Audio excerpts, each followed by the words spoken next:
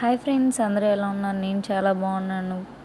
ఈరోజు వీడియో వచ్చేసి పైన తమ్మునీళ్ళు మీరు చదివే ఉంటారు కదండి. రొయ్యలు దోసకాయ పులుసు చేసామండి, అలాగే రొయ్యలు బిర్యానీ కూడా చేసామండి. లిటరలీ సూపర్ టేస్ట్ ఉందండి. You guys must try it recipe video last వరకు చూడండి. మీకు ఒక ట్విస్ట్ ఉంది, అదేంటంటే లాస్ట్లో చెప్తానండి, ఇప్పుడు చెప్పను.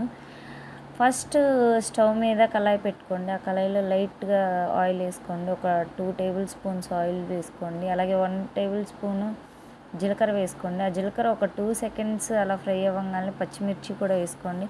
పచ్చిమిర్చి ఒక 2 మినిట్స్, అట్లీస్ట్ ఒక 2 మినిట్స్ అయినా ఫ్రై అవ్వాలండి. అవి ఫ్రై అయిన తర్వాత ఆనియన్స్ వేసుకోండి. ఆనియన్స్ కూడా కొంచెం మరీ చిన్నగా కాకుండా మరీ పెద్దగా కాకుండా మీడియం సైజులో కట్ చేసుకొని వేసుకోండి. అలా కట్ చేసుకొని వేసుకున్న తర్వాత ఒక 5 మినిట్స్ ఆగండి. మేము ఇక్కడ ఇంకొక స్టవ్ మీద రొయ్యలు ఉంటాయి కదండి, ఆ రొయ్యలు మేము కొనుక్కొచ్చేసి క్లీన్ చేసామండి. నరాలు కూడా మేమే తీసామండి. ఫస్ట్ టైం నేను అలా రొయ్యలు పట్టుకోవడం, నరాలు తీయడం, ఇలా ఇవన్నీ చేయడం ఫస్ట్ టైం అండి. చేయడము ప్లస్ చూడడము రెండు ఫస్ట్ టైమే. అంటే ఆ రొయ్యల్లో కొంచెం పసుపు, సాల్ట్ వేసుకొని అలా ఒక 5 మినిట్స్ ఆ వాటర్ అన్నీ ఇంకిపోయే వరకు అలాగే ఉంచాలండి. ఎందుకంటే అవి కొంచెం నీచు స్మెల్ బాగానే వస్తాయి కదండి, అందుకోసం అలా చేయడం వల్ల నీచు స్మెల్ కూడా ఏమీ రాదండి.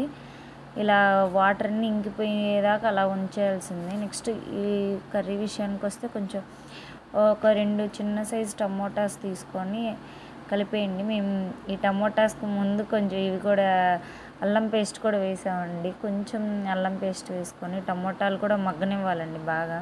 మేము అక్కడ నొక్కుతున్నామండి త్వరగా మగ్గుతాయి అని చెప్పి. అలా మగ్గిపోయిన తర్వాత మనం ఈ రొయ్యలు ఉంటాయి కదండి, రొయ్యలు కూడా వాటర్ ఇంకిపోయాయండి. ఈ రొయ్యలు తీసుకొని మనం కర్రీలో వేసుకున్నామండి.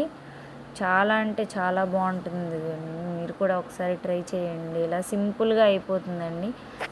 కారం తగినంత టేస్ట్కి సరిపోయేటట్టు వేసుకోండి. మేము చిన్నపిల్లలు ఉంటారని చెప్పి కొంచెమే వేసుకుంటున్నామండి. మరీ ఎక్కువ వేసుకున్న ఆ కారంతో ఎక్కువ టేస్ట్ కూడా అనిపించదండి. అందులో మేము పచ్చిమిరపకాయలు కూడా వేసుకున్నాం కదండి. సో దట్ మీకు ఎంతైతే తినగలుగుతారో కారం అంతే వేసుకోండి.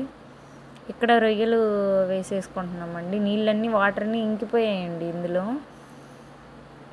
ముక్క కూడా చాలా గట్టిపడిందండి. అలా ఉండడం వల్ల ఆ స్మెల్ అనేది తినేటప్పుడు కూడా మనకి నీచు స్మెల్ ఏమీ రాదండి, చాలా బాగుంటుంది. అలా ఒక 5 మినిట్స్ కలిపేసుకొని వదిలేసేయాలండి. నెక్స్ట్ మనం బిర్యానీ కూడా చేసాం కదండి, బిర్యానీ ప్రిపరేషన్ కూడా ఉంది. ఈ వీడియోలోని లాస్ట్ వరకు చూడండి, చాలా బాగుంటుంది. మీరు కూడా ట్రై చేయండి. ట్రై చేసి నాకు కామెంట్ బాక్స్లో చెప్పండి, నేనేదో ట్రై చేశాను ఇలాగైనా కాదా అని చెప్పి. ఇక్కడ మేము కొన్ని రొయ్యలు తీస్తున్నామండి, ఎందుకంటే బిర్యానీలోకి వేయాలి కదా అని చెప్పి. ఇది దోసకాయ మేము ముందే కోసి పెట్టుకున్నామండి. చిన్న చిన్న ముక్కలు కోయాలి. అందులో ఉండే సీడ్స్ కూడా ఎక్కువ యాడ్ చేయకూడదండి. ఎక్కువ యాడ్ చేయడం వల్ల టేస్ట్ పోతుందండి. అసలు అంత టేస్ట్ ఏమి ఉండదు. ఇలా వేసుకోవడం వల్లే బాగుంటుంది. ఎక్కువ సీడ్స్ మాత్రం యాడ్ చేయొద్దండి, కొంచెం అక్కడక్కడ లైట్గా ఉంటే చాలు. అలా మొత్తం మిక్సింగ్ చేసిన తర్వాత ఒక 5 మినిట్స్ అలా వదిలేసేయాలండి. 5 or 10 మినిట్స్ అవి మగ్గిపోవాలండి. ఇక్కడ మేము కుక్కర్లో చేసుకుంటున్నామండి బిర్యానీ. ఆ కుక్కర్ పెట్టుకొని కొంచెం ఆయిల్ వేసుకొని బిర్యానీకి ఆ బిర్యానీ ఆకులు, చెక్క, లవంగం ఇవన్నీ వేసుకున్నామండి. అవి కూడా ఒక 2 మినిట్స్ కంపల్సరీ ఫ్రై అవ్వాలండి, లేదంటే మనకి ఆ బిర్యానీలోకి కూడా ఏమీ పట్టదండి. ఆ ఫ్లేవర్స్ మొత్తం బిర్యానీలోకి పట్టాలంటే అట్లీస్ట్ ఒక 2 మినిట్స్ అయినా ఫ్రై చేసుకోవాలండి. ఇందులో కూడా మేము ఒక్కటే వేసామండి పచ్చిమిరపకాయ, హాఫ్ కట్ చేసి మిడిల్లో కట్ చేసి ఒక పచ్చిమిరపకాయ వేసుకున్నాము. అది కూడా కొంచెం అటు ఇటు తిప్పేసి అలా ఉంచేయాలండి. మీరు కూడా ట్రై చేయండి, చాలా బాగుంటుంది. ఆనియన్స్ కూడా మీడియం సైజులో కట్ చేసుకోండి. మరీ చిన్నవి కాదు, మరీ పెద్దవి కాదండి, మీడియం సైజులో కట్ చేయండి. కర్రీ అయినా రైస్లోకైనా చాలా బాగుంటుంది ఇలా వేయడం వల్లే. మనం ఓవర్గా పెద్దవిగా చేసుకున్నా కానీ అవి అంత టేస్ట్ కూడా అనిపించదండి. సో ఇక్కడ మేము కొంచెం ఉప్పు వేస్తున్నామండి, లైట్గా సాల్ట్ వేసుకుంటున్నాము. మీకు క్వాంటిటీని బట్టి మీరు కొంచెం చూసుకొని వేసుకోండి. మేము కొంచెమే చేస్తున్నాం కాబట్టి అలా వేసుకున్నాము. అది పసుపు అండి, పసుపు కూడా లైట్గానే వేసుకున్నాము, ఎక్కువ అవసరం లేదని చెప్పి. ఇంకా వీడియో లాస్ట్లో చూడండి, మీకు ఒక ట్విస్ట్ ఇస్తానని చెప్పాను కదా. ఇవి ఇందాక మనం తీసి పెట్టుకున్న రొయ్యలండి, అవి కూడా అందులో వేసి ఒక 2 మినిట్స్ అలా వదిలేయాలండి. కలిపి మిక్సింగ్ చేసుకున్న తర్వాత ఒక 2 మినిట్స్ అలా వదిలేసేయండి. అలా వదిలేసి మూత పెట్టి వదిలేయాలండి. అలాగే కాకుండా మేము ఇక్కడ పెట్టాము, మళ్ళీ ఆ వీడియో ఎడిట్ చేసేటప్పుడు మూత తీసేసామండి. సో మీరు మాత్రం కంపల్సరీ దానిపైన మూత పెట్టాలండి. ఇక్కడ మేము రైస్ కూడా ఒక 1 అవర్ ముందే నానబెట్టేసుకున్నామండి. అలా రైస్ నానబెట్టుకోవడం వల్ల ఏంటంటే త్వరగా మెత్తగా, అలా నానబెట్టుకోవడం వల్ల చాలా బాగుంటుందండి రైస్. మీరు కూడా ట్రై చేయండి.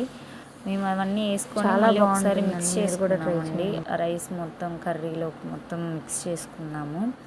చాలా బాగుందండి, మీరు ట్రై చేయాలి కంపల్సరీ. మేము ఆ మిక్స్ చేసుకున్న తర్వాత ఏ గ్లాస్తో అయితే మనం రైస్ పోసుకుంటామో అదే గ్లాస్తో వాటర్ పోసుకోవాలండి.